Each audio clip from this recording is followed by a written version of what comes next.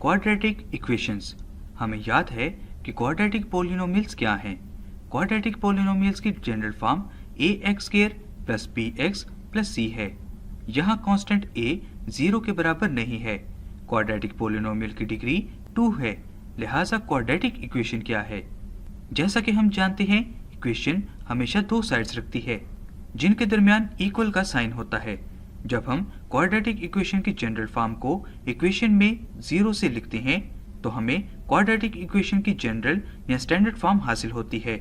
याद रखें कि a is not equal to 0 और constants a, b and c real numbers हैं। मिसाल के तौर पर 2x² plus 4x plus 2 is equal to 0 एक क्वाड्रेटिक इक्वेशन है।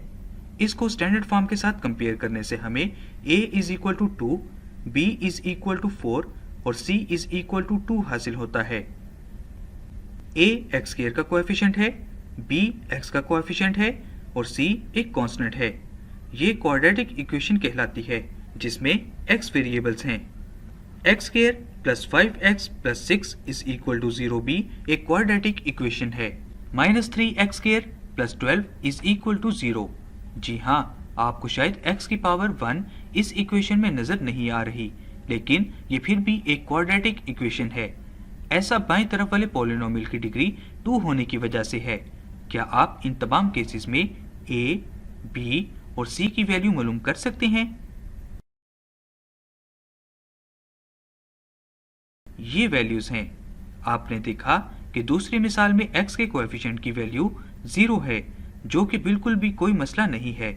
जरूरी कंडीशन ये है कि a 0 के बराबर नहीं होना चाहिए। हम कह सकते हैं कि quadratic equation p of x is equal to 0 की शक्ल है, जहां p ऑफ x का पॉलिनोमियल 2 डिग्री है।